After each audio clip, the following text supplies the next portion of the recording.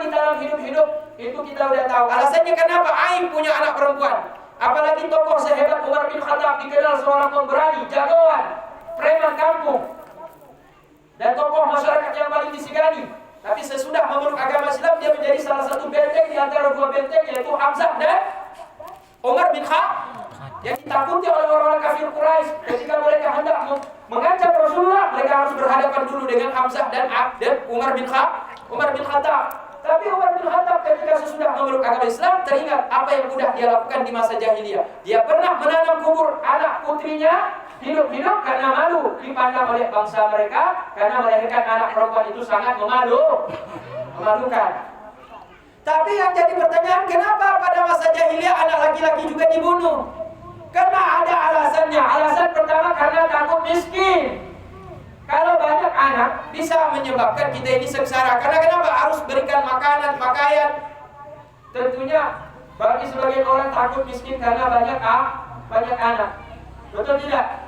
Maka orang tua zaman dulu tidak takut miskin karena yakin kepada Allah. Tauhidnya orang tua kita dulu lebih tinggi daripada tauhidnya orang tua zaman now.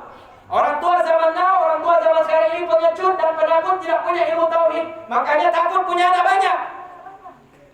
Betul tidak? Betul tidak? Nabi suruh kita apa? Tazawwajul wadud al walud. Nikahilah kalian istri-istri kalian itu, calon-calon istri itu, pilih calon istri yang punya banyak, yang bisa melahirkan banyak anak, dan orang tuanya banyak anak. Mak, punya anak laki-laki enggak? Punya enggak? Ada yang belum menikah? Ada? Nah, nanti kalau mau cari jodoh, jangan satu saja, jadi calonnya jangan satu. Cari beberapa orang calon. Ya? Ajarin ke anak, serius saya bilang. Ajarin ke anak, calon. Cari beberapa calon, jangan satu saja. Nanti difilter, disaring. Dia misalkan 3 calon, kamu udah kuliah, udah selesai kuliah, umur kamu udah 26, 27. Yang pantas nikah ada laki-laki 25 sesuai sunnah Nabi menikah umur 25 tahun.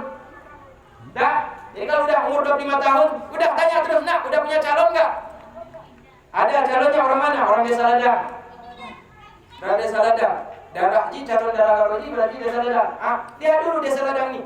Itu anak gadis tuh, lihat ibunya berapa orang anaknya. Tidur lagi ada dulu anak semata wayang dek. Minta yang lain loh. Minta yang lain lagi. Kalau dia satu-satunya anak, mungkin nanti dia hanya melahirkan juga 1 anak. Tapi kalau dia punya keluarga besar, kakaknya 5, adiknya 4, berarti mereka berapa? 5 tambah 4, 9 tambah dia 10, berarti 10. Ya cocok. Berarti dia punya saudara 9 orang, dengan dia 10. Berarti mamanya banyak melahirkan anak. Anak yang lahir dari keturunan yang banyak anak akan memberikan banyak anak juga secara kebiasaan. Nanti belajar secara ilmu kedokteran silakan. Tapi kebanyakan seperti itu. Maka kata Nabi, tazawwajul wadud, nikahi kalian wadud. Wadud artinya apa? Wadud artinya orang tua yang nikahi anak yang punya orang tua, yang orang tuanya melahirkan banyak anak. Dan walud artinya apa? Suka melahirkan juga banyak anak. Dia punya mama, orang tuanya banyak anak. Dan ketika dia sudah menikah, dia juga mau memiliki banyak anak. Tapi dengan catatan tentunya, kalau kita melihat istri kita ini sudah dioperasi 3 kali dengan cesar, jangan lagi tambah jadi yang 4. Karena bahaya secara ke dokter. Betul tidak? Mau kahit, tapi kalau mana Jokowi ba, awin ya? Ini Jokowi ba ino.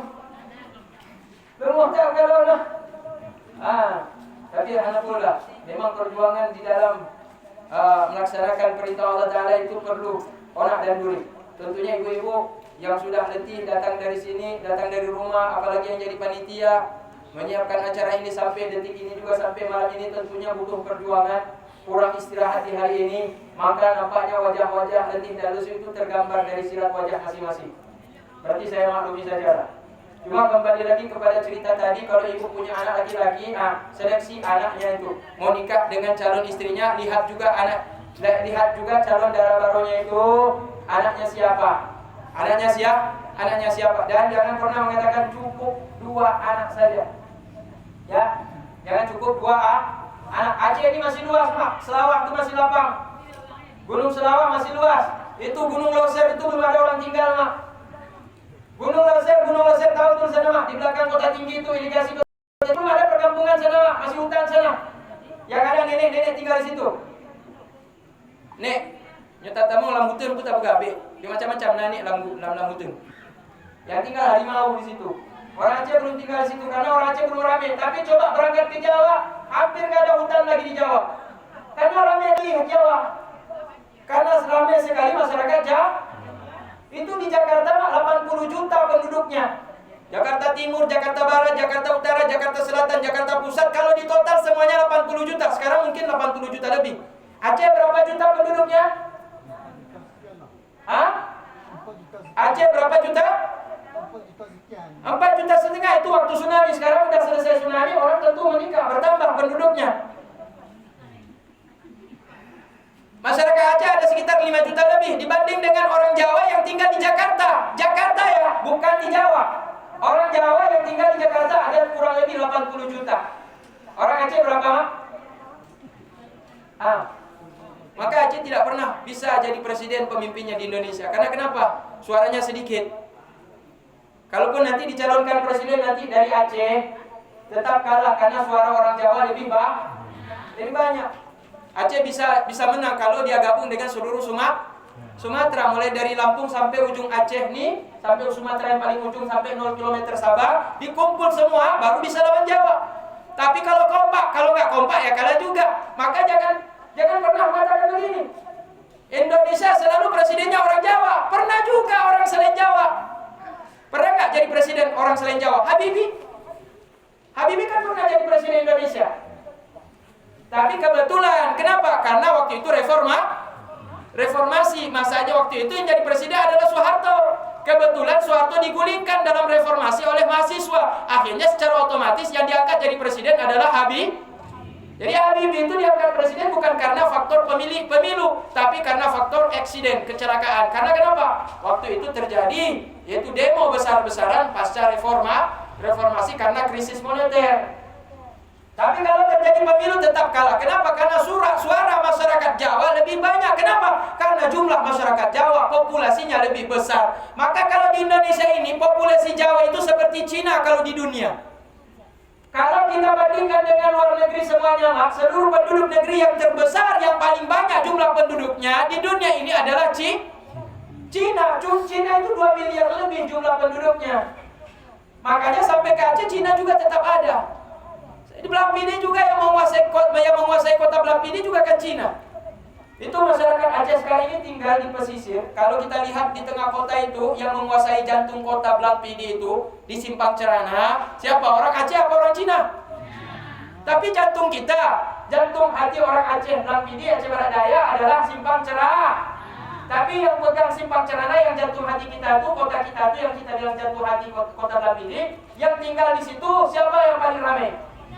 Nah, berarti orang Aceh sudah lepas jantung hatinya kepada Cina. Ya, ini termasuk kekalahan kita masyarakat Aceh membiarkan pusat perekonomian itu kita berikan kepada masyarakat non-Muslim. Gak apa-apa kalau Cinanya masuk Islam. Tapi kalau Cinanya sudah tidak mau masuk Islam, nanti suatu debat, nanti di depan Belampini itu jadi Chinatown, kota Cina nanti. Tapi di Abdia mayoritas Muslim Aceh, tapi yang di tengah kotanya yang nampak adalah orang Cina. Orang Cina pintar, mereka berbisnis. Walaupun mahal mereka tetap beli. Nah kita orang Aceh asal butuh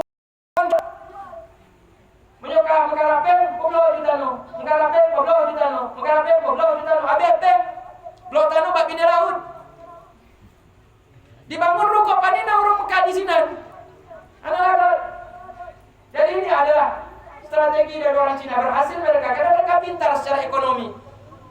Kenapa orang Cina berhasil di Aceh? Karena mereka di sana di kampung halamannya Cina, mereka susah mencari pekerjaan. Kenapa? Karena jumlah populasi mereka itu sangat banyak, maka mereka menyebar ke seluruh dunia.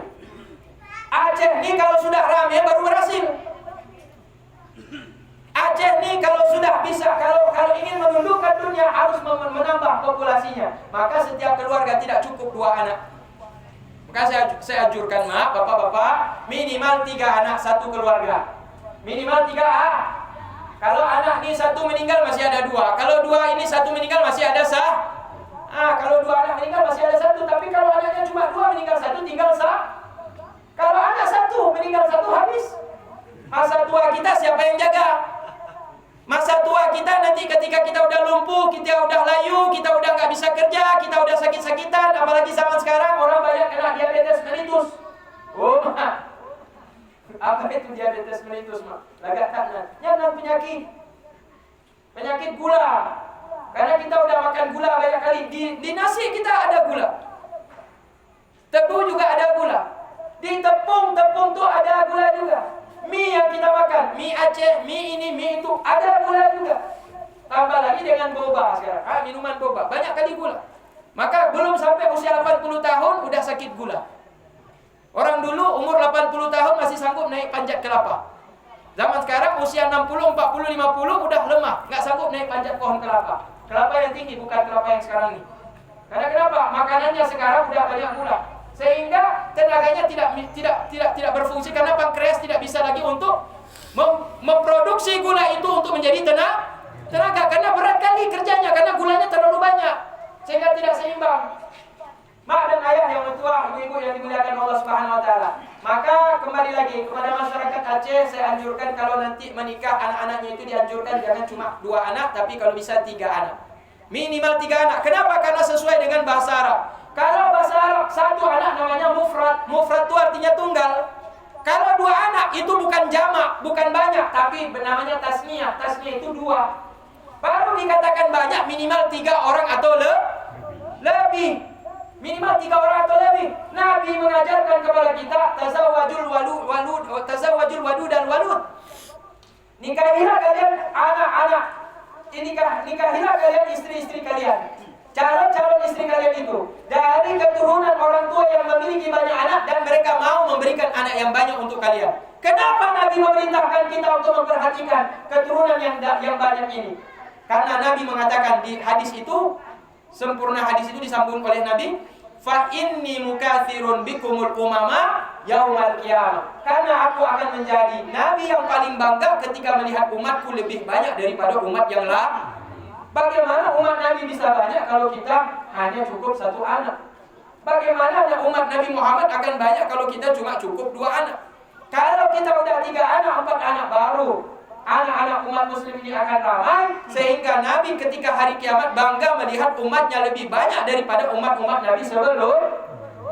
Tapi anak yang ramai ini pun tidak menjamin dia akan membawa keselamatan kepada orang tua. Andai kata anak yang ramai ini tidak dituntun akhlak dan adabnya untuk mengenal akhlaknya baginda Nabi Muhammad sallallahu alaihi wasallam, maka kisah Nabi Ibrahim dengan Ismail perlu menjadi suri tauladan. Sebagaimana kata Rasulullah, aku adalah putra daripada 2 korban. Korban yang kedua tadi, korban pertama sudah dijelaskan. Korban yang kedua adalah aku adalah korban daripada ayahku juga adalah aku adalah anak putra daripada 2 korban. Korban pertama Ismail, korban kedua ayahku Abdullah. Kenapa Abdullah dijadikan korban? Karena kakeknya Abdul Muthalib pernah bernazar, kalau seandainya Allah memberikan kepadaku 12 orang putra atau 11 orang putra, kalaupun Allah sudah berikan dan Allah perintahkan kepadaku untuk menyembelih salah satu di antaranya, maka sungguh aku akan menyembelihnya. Dan Allah berikan apa yang diminta oleh Abdul Muthalib, diberikan 12 orang putra. Maka ketika sudah digali tempat yang diyakini itu sebagai tempat mata air Zam-Zam, ternyata di atas berhala dan mereka gali yang kedua kali. Para penyembah berhala dari suku yang tertentu yang kemarin menghalangi Abdul Muthalib untuk menggali, mereka tidak berani karena Abdul Muthalib membawa pasukan, yaitu anak-anak kandungnya yang tegap-tegap dan kekar-kekar dan semuanya laki-laki 11 orang. Jadi mereka tidak berani lagi. Nah, satu keuntungan bapak-bapak punya anak yang ramai, nggak berani diganggu orang. Bahkan, hai, ramai tak ji, bet tak ganggu je. Bahkan, anak ji ramai, agak-agak tak badan. Mau nyatanya anak si drama tu kanina. Nyo diganggu nggak berani kok ganggu kita bahkan. Kenapa berani diganggu kita? Karena keluarga kita sedikit. Tapi kalau keluarga kita ramai, apalagi anak-anak kita, anak-anak laki-laki dan kekar-kekar badannya. Ada lagi 10 orang, nggak ada orang berani ganggu orang tua ini. Kenapa? Anaknya saja takut kita tengok.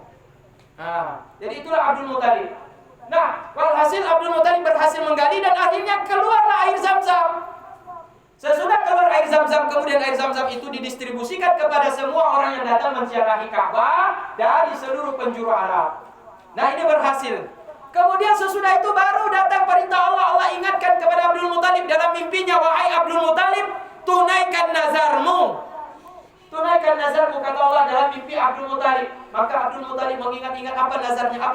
Baru dia ingat ternyata dulu dia pernah berjanji kalau Allah memberikan kepadanya anak yang banyak, laki-laki putra yang banyak, maka dia akan menyembelih satu di antara mereka.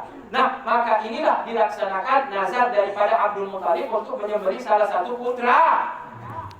Maka kemudian dibuatlah undian Nabi oleh Abdul Muthalib, dibuat undian. Setiap keluar nama, yang keluar selalu Abdullah. Maka ketika Abdul Muthalib hendak menyembelih putranya Abdullah, dicegah oleh tokoh-tokoh Quraisy, pembesar-pembesar Quraisy, jangan, Abdullah ini anak kesayanganmu, Abdullah ini anak yang paling baik, anak yang paling bagus di antara semua anak-anakmu, jangan kau sembelih. Maka digantilah untuk menggantikan, yaitu undian pertama yang keluar itu diganti dengan 100 onta. Keluar lagi 100 onta. Kemudian putar lagi undian, keluar lagi nama keluar lagi daripada nama undian itu, diambil undiannya, keluar lagi nama Abdullah lagi. Abdul Muthalib tidak sembelih lagi, disuruh lagi oleh pembesar-pembesar Quraisy, jangan, ganti lagi dengan onta. Hingga sekian kali, hingga sampai kepada 100 onta, dikatakan situ sampai lebih dari 100 onta. Ada yang mengatakan 300 onta. Maka kemudian ketika sudah diganti dengan ratusan onta ini, barulah Abdullah selamat. Sehingga itu kata Nabi, aku adalah putra daripada 2 korban, yaitu Ismail yang dikorbankan oleh Ibrahim dan Abdullah yang dikorbankan oleh kakeknya, yaitu oleh ayahnya Abdul Muthalib. Kaum ayah yang dimuliakan oleh Allah Subhanahu wa taala. Maka pada waktu hari lahir Nabi Muhammad sallallahu alaihi wasallam, sebagaimana yang dikisahkan oleh para pendakwah juga dalam sirah nabawiyah, dalam sejarah kehidupan baginda Nabi tercinta Muhammad sallallahu alaihi wasallam, kita mengetahui bahwa Abdullah telah meninggal dunia saat putranya Muhammad sallallahu alaihi wasallam berada dalam kandungan istrinya Aminah, masih dalam usia 2 bulan kandungan. Kenapa meninggal Abdullah? Abdullah meninggal karena beliau dalam perjalanan menuju negeri Syam, dan setibanya di wilayah kota Madinah yang dulunya dikenal dengan nama Yathrib, beliau sakit berat di situ dan kemudian dirawat oleh saudara-saudara dari pihak ibunya dari Bani Najran. Jadi Nabi Muhammad di kota Madinah itu sudah ada keluarga memang. Makanya ketika hijrah beliau sangat diterima karena keluarga dari pihak ayahnya, dari pihak ibunya itu semua ada punya hubungan dengan Bani Najran, anak-anak Najran yang berasal salah satu suku di kota Yathrib atau Madinah. Dan ketika Abdullah sakit kemudian dirawat di sana oleh kafilah dagang yang satu rombongan, mereka pulang lebih dahulu dan memberikan informasi kepada Abdul Muthalib bahwa putranya Abdullah ini sedang sakit parah. Ditunggu berita, bukannya makin sembuh, ternyata kabar buruk yang datang yaitu putranya Abdullah ini sudah meninggal dunia. Maka yang paling sedih bukan hanya Abdul Muthalib kakeknya Muhammad, tapi juga istri daripada Abdullah yaitu Siti Aminah cukup sedih karena kenapa? Yang ditunggu-tunggu bukan kabar baik tapi kabar duka. Kenapa? Di saat dia sedang menanggung, yaitu kandungan putra, buah hati kesayangan hasil daripada hubungan dengan Abdullah, ternyata yang dinanti-nanti tidak datang, justru kabar duka yang datang. Tapi Aminah tetap berusaha itu menjaga dan merawat putra yang dikandungnya tersebut. Maka pada malam Maulid Nabi Muhammad SAW bertepatan dengan malam Senin, tanggal 12 Rabiul Awal tahun Gajah, Rasulullah SAW masuk usia kandungan genap 9 bulan Qamariyah.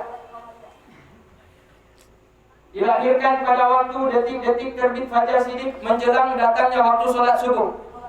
Jadi udah dekat dengan waktu sholat subuh. Jadi Nabi Muhammad itu lahir ketika waktu sholat tahajud. Di malam itu tiba-tiba Allah Ta'ala utus beberapa orang wanita, Siti Sarah, memperkenalkan diri, tiba-tiba muncul cahaya di kamarnya Siti Aminah. Kemudian mengucapkan salam, Assalamualaikum, keselamatan untukmu wahai ibunda makhluk yang paling mulia.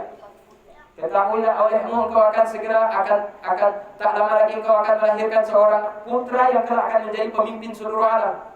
Dan aku datang atas perintah Allah untuk menemanimu di saat detik-detik terakhir engkau akan melahirkan. Dan aku ini adalah Siti Sarah. Tadi Siti Sarah sudah dijelaskan siapa? Oma. So Siti Sarah. Siaru. Istri pertama daripada Nabi Ibrahim. Maka istri Nabi Ibrahim ini datang atas perintah Allah dari surga turun masuk ke dalam rumahnya Siti Aminah. Ternyata datang lagi cahaya yang kedua, tiba-tiba muncul dua. Yang kedua muncul yaitu seorang wanita yang sangat cantik rupawan. Kemudian dia mengucapkan salam kepada Siti Aminah, Assalamualaikum ya Siti Aminah, keselamatan untukmu wahai Siti Aminah. Semoga rahmat Allah curahkan kepadamu wahai ibunda penghulu seluruh alam. Ketahuilah aku adalah Siti Asia. Soalnya Siti Asia. Ino Firaun. Aku ino Firaun hanya tamu lagi Firaun. Karena ino Firaunnya tetap mengakui la ilaha illallah sampai meninggal dunia tidak tunduk dan patuh kepada suami yang zalim yang mengaku diri sebagai Tuhan yang paling tinggi melebihi Allah Subhanahu wa taala. Karena bentuk ketaatannya kepada Allah meskipun bersuamikan seorang raja yang sangat zalim, maka Allah Taala mengangkat derajat Siti Asia dan dimasukkan ke dalam surga dan digolongkan di antara wanita-wanita yang mulia dalam agama kita. Maka Siti Asia pun diutus oleh Allah Subhanahu wa taala turun dari surga untuk menemani Siti Aminah ibunda Nabi Muhammad detik-detik melahirkannya. Yang ketiga, tiba-tiba muncul cahaya di depan pintu kamar Siti Aminah dan berbentuk seorang wanita juga yang cantik. Kemudian dia mengucapkan salam kepada Siti Aminah, Assalamualaikum ya Siti Aminah, keselamatan untuk wahai Siti Aminah. Sungguh rahmat Allah Allah curahkan untukmu. Karena sebentar lagi engkau akan melahirkan seorang nabi akhir zaman yang tidak akan ada nabi lagi diutus sesudah beliau. Dan perkenalkan aku adalah Siti Maryam. Siti Maryam siapa? Ibu dan Nabi Isa alaihissalam yang melahirkan seorang putra tanpa suami. Karena dia adalah wanita yang suci dan Allah menunjukkan sesuatu yang di luar kelaziman.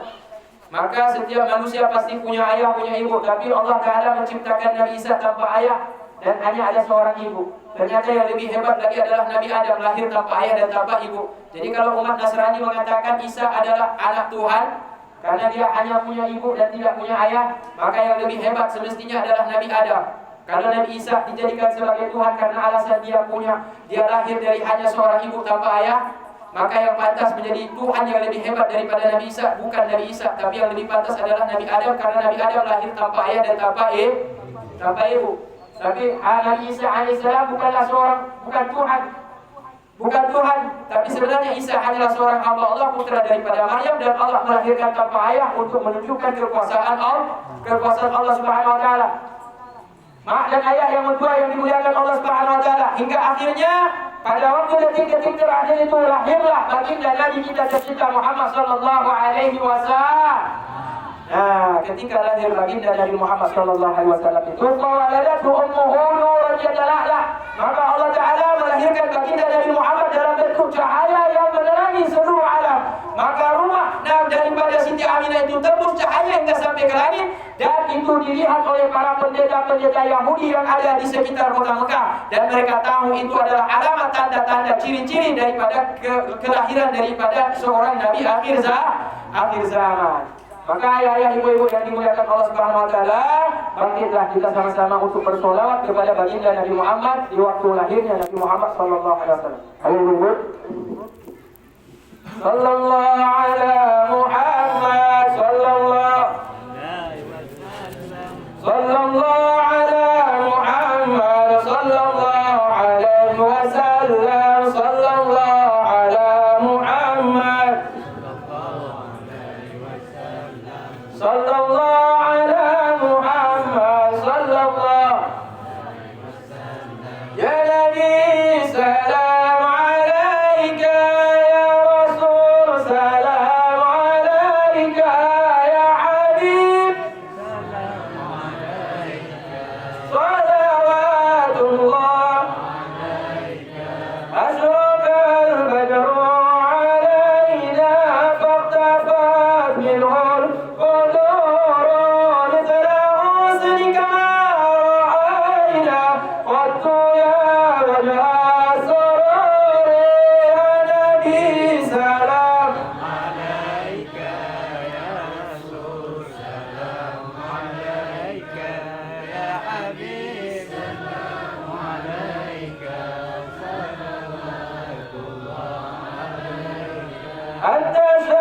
Rasul anta